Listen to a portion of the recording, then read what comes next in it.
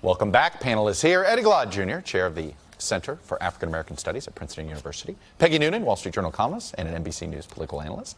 NBC News chief foreign affairs correspondent Andrea Mitchell, who is celebrating 40 years at NBC News this week. And Matthew Continetti, editor-in-chief of the Washington Free Beacon. Welcome all. Let me put up the president's tweet about Michael Cohen and the response to the Trump Tower thing. This was basically about his only response that he's given. I did not know of the meeting with my son, Don Jr. Sounds to me like someone is trying to make up stories in order to get himself out of an unrelated jam. Taxi cabs, maybe? He even retained Bill and Crooked Hillary's lawyer. Gee, I wonder if they helped him make the choice. Cohen versus Trump. Peggy Noonan, what do you make of this? I thought it was very interesting when you said to Sam Nunberg, so who's telling the truth here? I think his answer was more or less, I think, Trump. Do you know what I mean? Could that be a fair interpretation? It felt like he put a lot of caveats in there. It felt like there were a lot of, well, on this, yeah.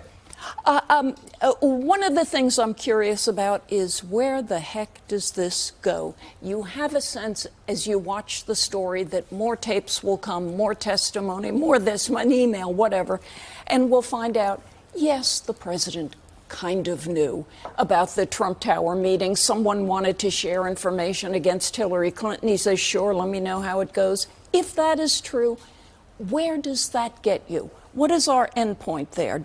That doesn't prove criminality. It proves poor judgment. It proves a lack of sophistication within his campaign organization. Normally, these Russians would come in off the street and they'd meet with extremely low-level people. These guys got right. Top-level people. Oh, my gosh, it's so, it's out of a Daniel Silva novel. It's so unsophisticated. That's high praise. Which is what I keep, it is high praise. But that's what I keep thinking of it as. But still, if the moment comes when we find out Trump knew about this meeting, what does that mean? Well, first of all, we've heard this kind of denial, right? So on Air Force One, when he denied the payment to Stormy Daniels, and then Giuliani comes out, and we realize he's lying. I mean, so he lies a lot, Donald Trump. So to ask who's telling the truth between Cohen and Trump is like asking who's the more trustworthy in the mob, right? Sammy the Bull or this guy. I mean, that's not really the issue. Right. The issue is the evidence, right? That's the question, the evidence. What is being put on the table here? And what I think Cohen's tape reveals is intent. And the difficult part about the collusion claim is the intent claim. Right. And if there's intent here, which I think the tape suggests, then we have a stronger case around collusion. Here, I talked to a few Republicans this week who the combination of the disastrous Helsinki summit with this news, Matthew, is starting to make Capitol Hill Republicans very nervous. I'm sorry. Senator Portman, he didn't like those Michael Cohen questions. He didn't want to have anything more substantive issues to say. And there are a lot of other Republican senators. They don't seem to be as ready to just take the president's side as they were even 2 weeks ago.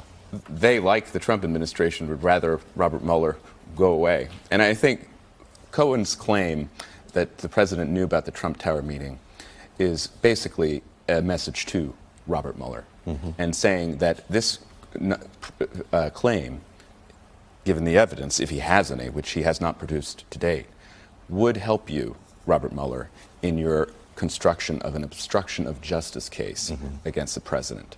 And that's where it seems to me the Mueller investigation has been trending for some time. This would be another bullet point in that eventual report to Congress where Robert Mueller would say, yes, the president interfered with this investigation.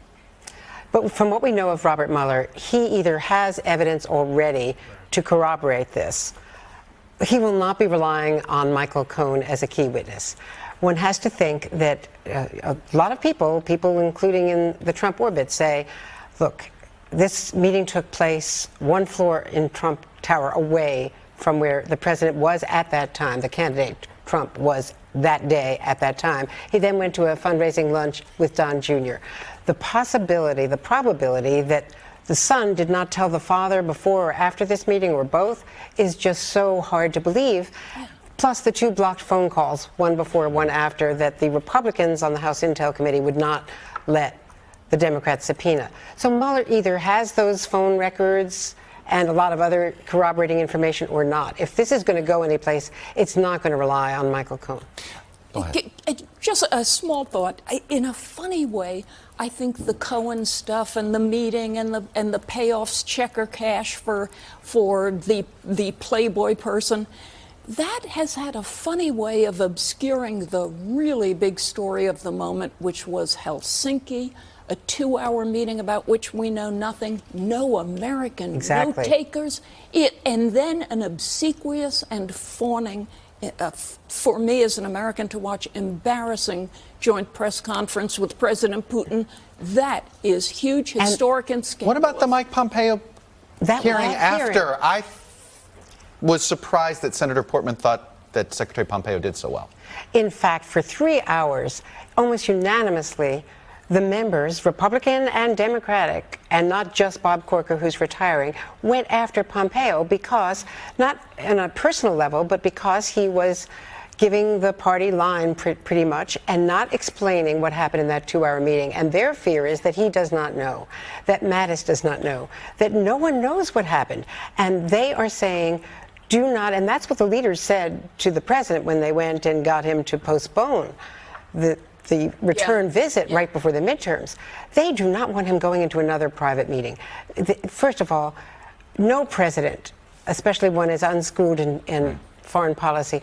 The Kremlin is putting out that he agreed to a referendum on Ukraine. The Kremlin is giving us the readouts, and we don't know what to Look, I thought Susan Glasser put it well, Matthew, in this. And she goes, for hours, Pompeo had insisted that Trump's tweets and incendiary comments were not the sum total of those policies, but it's a tough argument to make about a prickly boss. The policy has not changed, Pompeo insisted.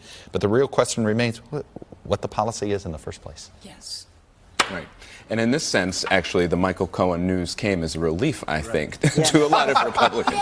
Because it's just the case that when the spotlight is on Russia, when the spotlight is on Michael Avenatti and Stormy Daniels, the president's base rallies to him. Right. And I was struck by the week that Donald Trump was elected president, his personal favorability rating, according to Gallup, was 36%.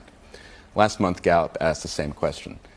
Donald Trump's personal favorability rating was 36%.